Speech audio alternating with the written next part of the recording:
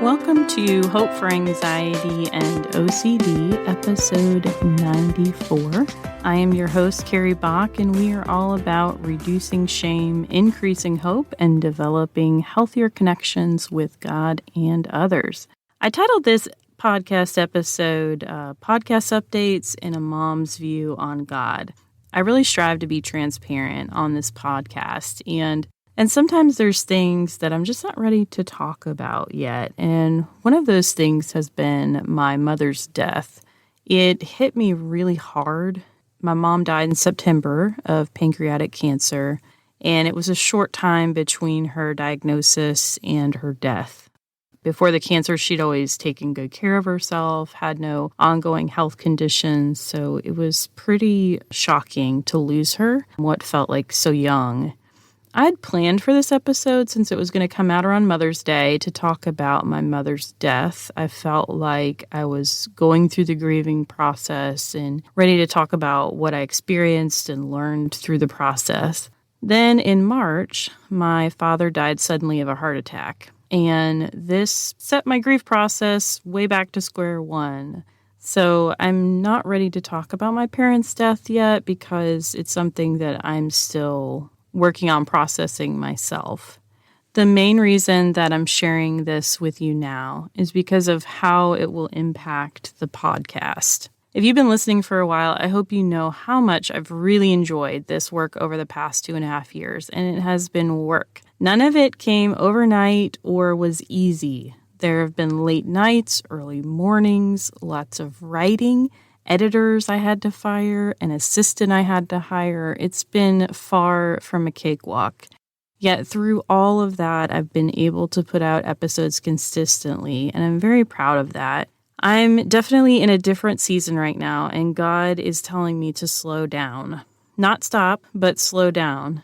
If you've been through a major loss in your life, you know how exhausting it is and how much energy it takes just to get through everyday tasks. My mind is foggy. My motivation is down. I'm pretty weary from losing both parents in a 6-month time span. And in this season of slowdown, I stopped taking new clients for a bit, and I'm now being selective about who I take on, limited my schedule to be with my family more. I've also put a hold on the course I've been creating for Christians with OCD. It's painful for me to admit that because this is something I hoped would be out into the world already and available for people. I know that in the right time, the course will be out there and available for people when I'm able to finish it, and I look forward to telling you about that someday.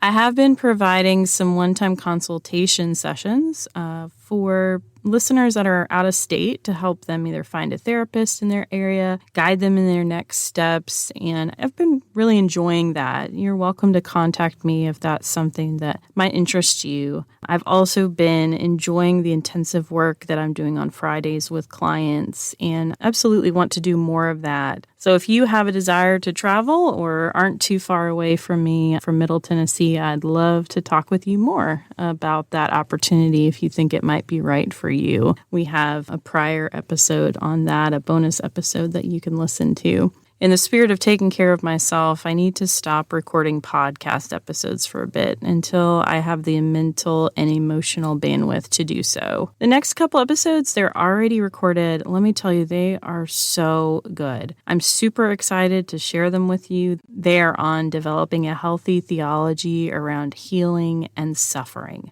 My guests took on some tough questions and were vulnerable enough to share their own struggles. I really enjoyed interviewing them. After those episodes come out, I'm not sure. I may have my assistant compile some of the stories of hope into episodes. I think those would be fantastic and encouraging for all of us, myself included. We may replay some of our more popular episodes, and I can give you some of my own commentary on them as I listen to them later. It's my desire to give you 100 tips for reducing anxiety on our 100th episode, which is coming up not too far away. I think it'll be a good review of some of the things we've already learned on the show. We will continue putting out episodes. It may be a little recycled at times. And for our friends who listen to the show on a regular basis, I felt it was important to let you know why. It's not Carrie slacking off. It's Carrie practicing what she preaches, taking care of her body, mind, and spirit, going to bed on time, trying to eat well, getting movement, going to therapy, journaling.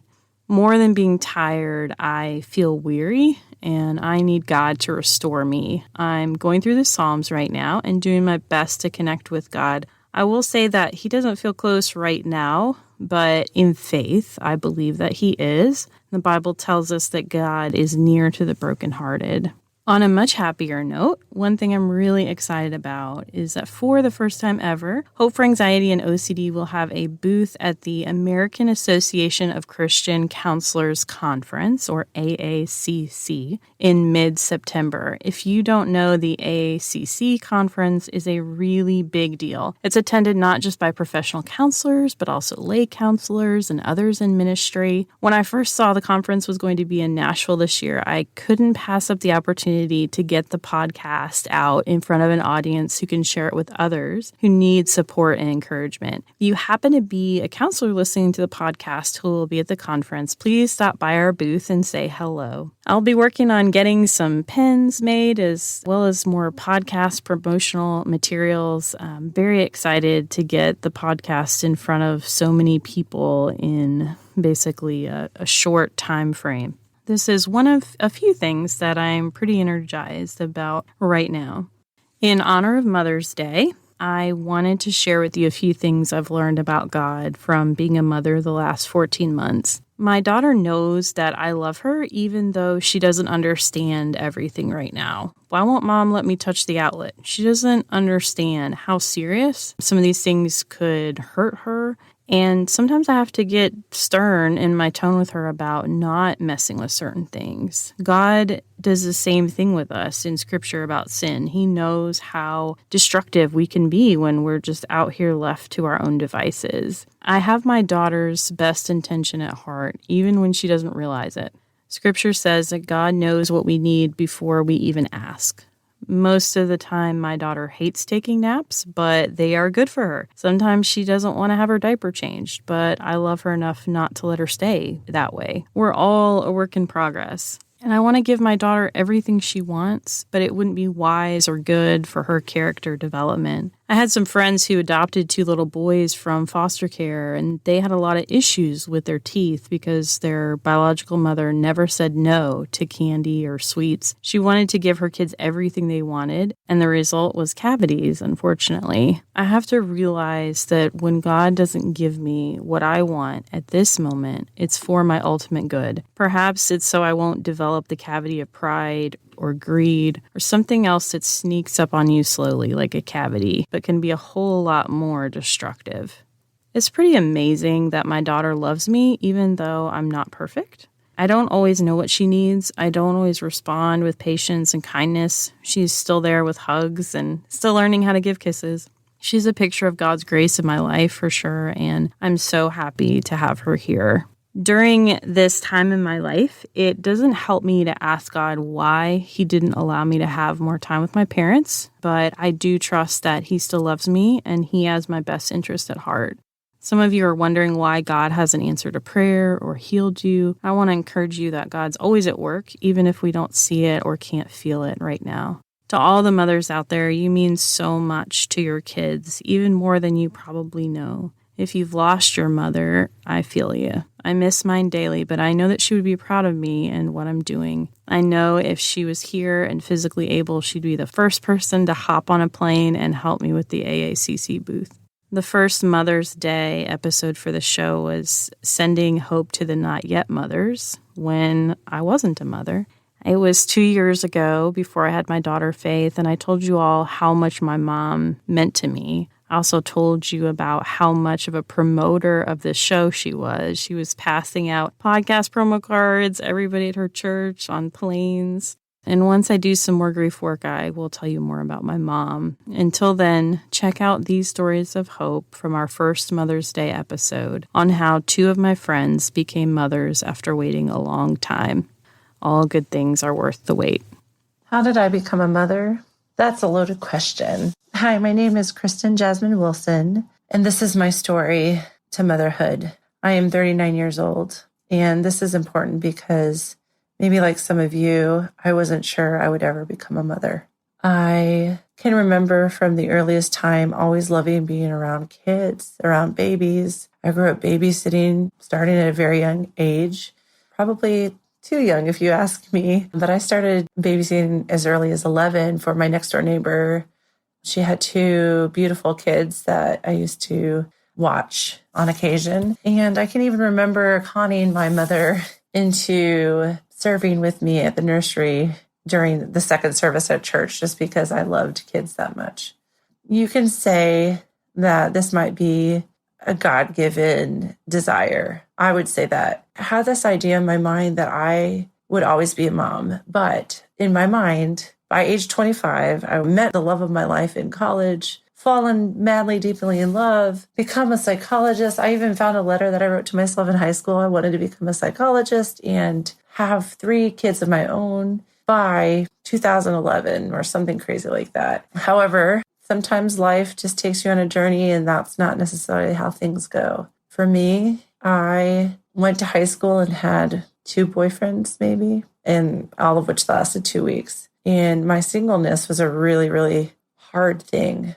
I struggled being single for a very long time. I went to college. While I was in college, decided to get involved in the church that was right across the street from our school. I, again, loved kids so much that I started volunteering as a college student in the middle school ministry. Yes, working with middle schoolers. I know I'm a rare breed, but loved the naivety and the gullibility and just the welcoming nature of that age. In working in the middle school ministry, though, remember, college. So I always thought I would meet the love of my life in college, never did. And in fact, after college, started working for a ministry and for a nonprofit that really just worked with middle school kids, all the while knowing that I wanted kids of my own, all the while really wanting to be married and not ever wanting to have kids without a partner in life. I know I have had a lot of friends that have adopted or wanted to foster and have done that single-handedly and by themselves, and my hat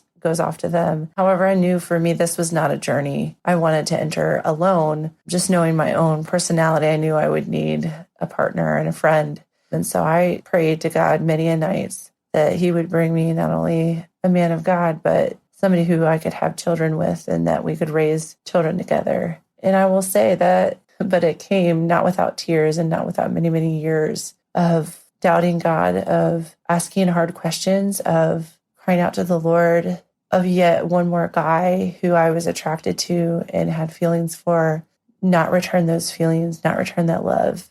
I can remember during my college and a little after, I spent some years during those college times in West Palm Beach, and one of my places that I would really kind of have heart-to-heart conversations with Jesus was on the beach. And I can remember there was this one guy, and I really just had fallen head over heels in love with him, and he had no clue. And I was good friends with this sister, and I knew she could tell, but I just remember like really asking the Lord, why? Just why?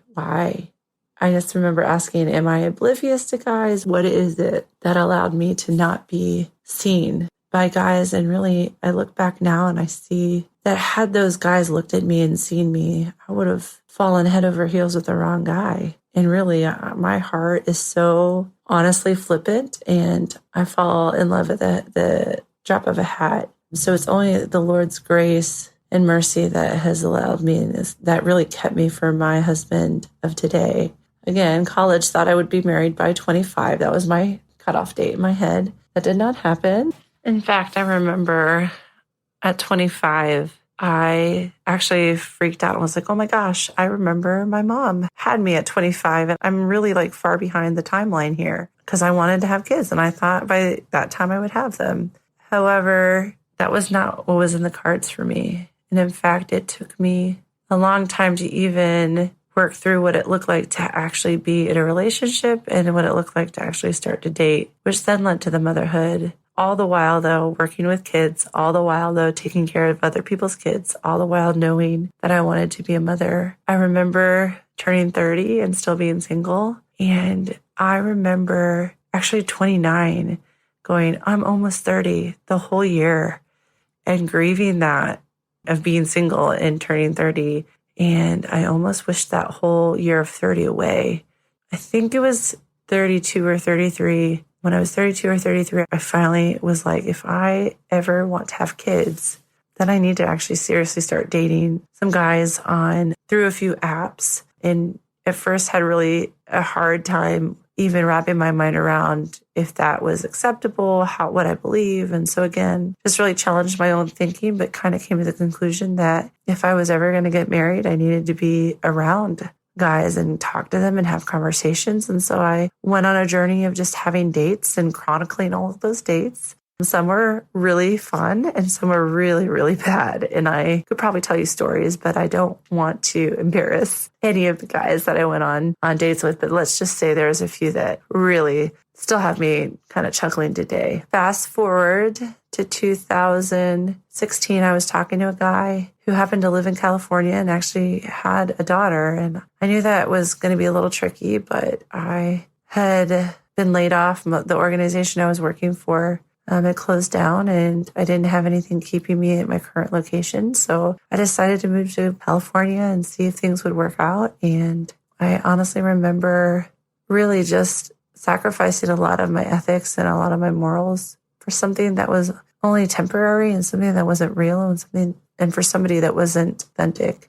And I really think in that particular instance, I had really become so sick of being single and was trying to do things my own way and in my own timing. Honestly, at 35, I was feeling like I was the only 35-year-old woman who had never been married. I was feeling like I was the only 35-year-old woman who didn't have kids. By this time, I had high school friends that had babies. I've had college friends get married and have babies. I had friends adopting babies. And I just, for a long time, felt like my life was on this pause track where I just had no control. And so many people kept saying, well, why aren't you married? Or you're a catch. Why are you still single? When are you going to start having babies of your own? And I really hated those questions because I felt like it was my own fault that I was unable to be a mother at that time. So at 35, I got in this relationship and I just decided to try to make things happen of my own accord and was completely devastated when this guy really only wanted to use me for certain things and then bit me back out. So with that, I packed up my bags and I moved back to my home in Chicago and kind of warded off dating for a while, actually. It was like, I'm done. This guy is stupid. And really my heart was broken into a million pieces. And it was really partially my own fault for giving it to him without putting up boundaries to really safeguard my own heart. And of course, during that time, my relationship with the Lord was non-existent because at that point, I felt like I didn't trust him and I was angry and I didn't want anything to do with a God that didn't love me enough to give me a husband and children by the time I was 35, knowing that most women go through menopause and are unable to bear children in their 40s. So yeah, that was hard. Sometimes the life that I've lived is great. I've gotten to do so many things as a single woman. I've gotten to explore and gotten to travel and have had so many different experiences that I would not have had if I had been married and had kids. Maybe I would have, I don't know. But at that point, I was just done with being a good girl and following the rules and thinking that, God blesses you and, honors you if you X, Y, Z. I think if I were to put it into different words, I was trying to make myself follow this God in order to get the blessing. And so in other words, it wasn't really about knowing God or trusting him. It was about, I'm going to do this. So in the end, I get this. And ultimately that didn't work. So for a small little time, I said, I'm not dating anyone else. At the time, I did have a dating coach, just because I was like, if I'm going to be dating on an app, I'm going to need some extra advice. I was actually visiting her at the time and staying with her that weekend. And this guy popped up on my app. And I was super weary and super kind of not even sure I wanted to talk to him. She encouraged me. I showed her our conversation and she encouraged me to start a conversation. And so we did. And he was actually from Chicago. I was already planning to move back there after having my heart broken, wasn't about to stay in California. And from there, fell in love and met my husband, my current husband. We dated. That was in 2017. We dated for a couple of years, got engaged February 22nd, 2019. We're married by June 22nd, 2019. And I have also had a lot of friends that have gotten married later on in life as well. So I've had a lot of friends, but like some of the ones that have gotten married like late in their late 30s, they really struggled with infertility and struggled with having babies. And I was not even sure that I would be able to conceive right away without some sort of help. And so we decided that when we got married and went on our honeymoon, we would not prevent, but not like put a lot of pressure and not try. And lo and behold, we got pregnant within the first couple months without even trying. And I remember laying in bed after finding it out and after like looking at the pregnancy test and really coming to terms with it, and just hearing the song "In Christ Alone" play through my head as like my song of coming really back to Christ and back to relationship with Jesus. Like that was what had sealed and kind of redeemed and, kind of brought me back and brought forgiveness to who God was. I think I was slowly coming back there with just the introduction of meeting my husband. And there's a lot of emotions and hurt that had happened because of my own decisions and my own choices. But I think with my becoming pregnant, that was my aha moment. It's been a journey too. I'll tell you that. Becoming a mom, especially at this age, was not easy. At 38, when I got pregnant with him, it was probably a lot harder than most people. I don't know. I can't say. I was never married at 25, but I did have a cousin who got pregnant around the same time, and she was in her 20s. There's a drastic difference of energy between a 20-year-old mom, soon-to-be mom, and an almost 40-year-old soon-to-be mom. But the gratefulness and the humbleness and the humility that I feel like the Lord offered actually allowed us to name our son Ellis Jason, which just means the kindness of God. Ellis means kindness. And I just really felt the Lord was kind in allowing me, after all these years of struggling, of wanting to become a mom, and just to have his kindness and giving us a son is truly a gift. So if you were like me, maybe you have dreams of becoming a mom and having children, I would say it's not too late. The Lord is good. He is kind. He gives life and brings us through things that only teach us lessons to then share and bring hope to others that might be in those same situations. We are not without hope. We are not without life. It was really sweet to have Christen share, because I've seen her through this whole journey and the spiritual growth process that she's been on. I know her story is going to be encouraging for those of you maybe who are still single or have been through a long period of singleness. The next story is from a dear friend of mine that I have known since about 2014. Hi, guys. My name is Michelle. I'm here with you today to share my testimony as well as my infertility, foster care, and adoption journey. I was married and divorced at a young age to my first husband. We did not have children together, and that was not something we had really tried to do. But when I met what would eventually be my second husband, I knew that I did want to have children. We were a little bit older when we got married, my second husband and I. I was 35. And so immediately after we got married, we did start trying to have our own child. Unfortunately, that was not happening for us. So we went to a fertility doctor. And over the course of, I'd say, about a 3-year span, we had approximately 9 procedures done and close to $12,000 spent. But that did not bear any fruit. At the end of that 3 years, I think we were both emotionally, I was physically spent, and both somewhat spiritually spent as well, because we both prayed and prayed over this journey and really, desperately wanted to have our own child. And at that time, we could not understand why the Lord was not providing that for us.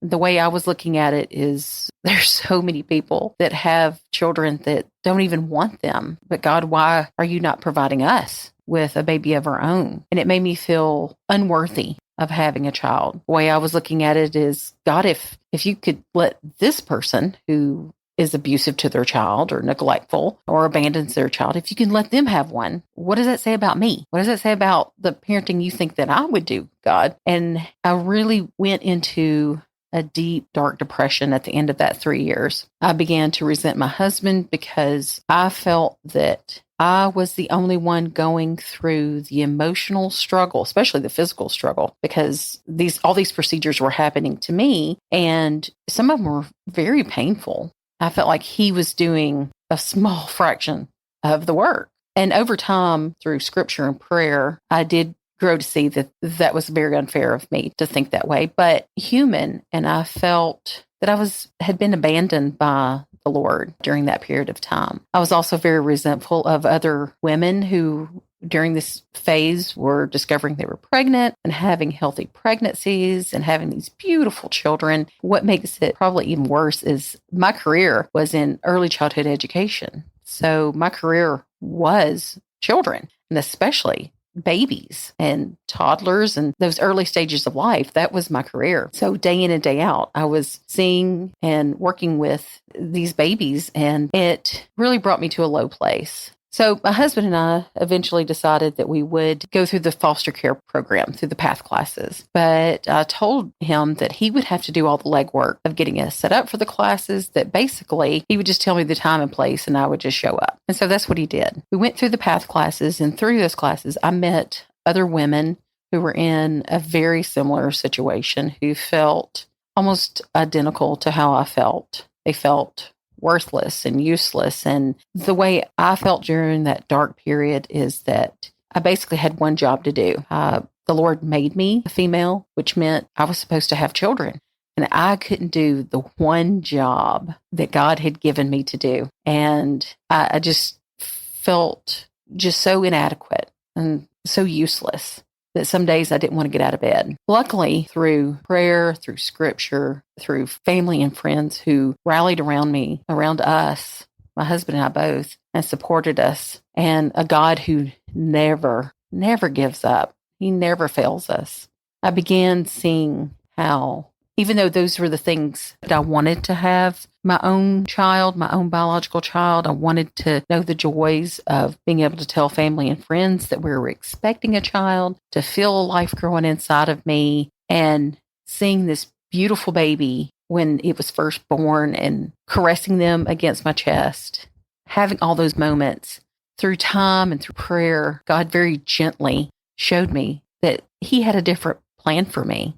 Even though I kept questioning, God, what is this? What plan is this you have for me? I don't understand. I don't see it yet, God. He was just really patient with me and just showed me that I need to stay the course. So we finished the PATH classes. We sold our small house and bought a bigger house so that we could accommodate children. And we knew we probably wanted to have multiple. So we got back in, it was 2015, we got our first sibling set. It was a brother and a sister. And we actually got them on what is now my daughter's 6th birthday. And my son, Larry, he was 7, about to turn 8. We went from 0 to 60 in 2.8 seconds. We had no kids, and then we had 2 kids, and it was the youngest child's 6th birthday. Throw together a little party, and our lives changed from that day like we could have never imagined. We have been blessed beyond measure. Even in the rough times, we have been blessed because the Lord has stretched us. He has grown us. My husband and I have grown closer together.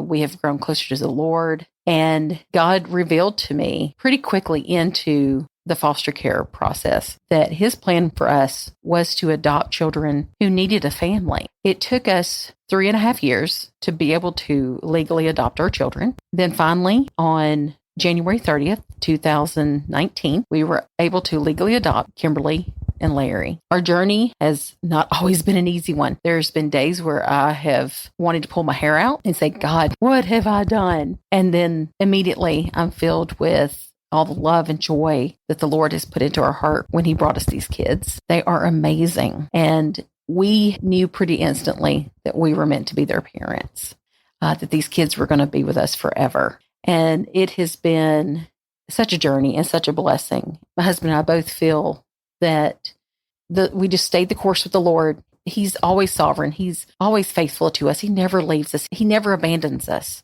He shows us what we need eventually in His time and not our own. So I just hope this fills you with some peace and some hope in knowing you are not alone if you've been in a similar situation, and that God does have a plan for you. You may not see it at this moment, but He will reveal it to you. Just be faithful. I hope you have a wonderful, wonderful day, and I just wish blessings upon you.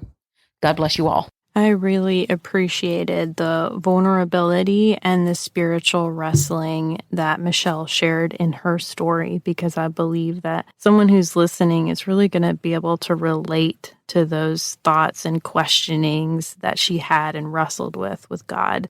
That's all for today. Thank you for giving me the grace in this season to slow down. I love you all, and I will be back with some interviews before you know it. Hope for Anxiety and OCD is a production of By the Well Counseling.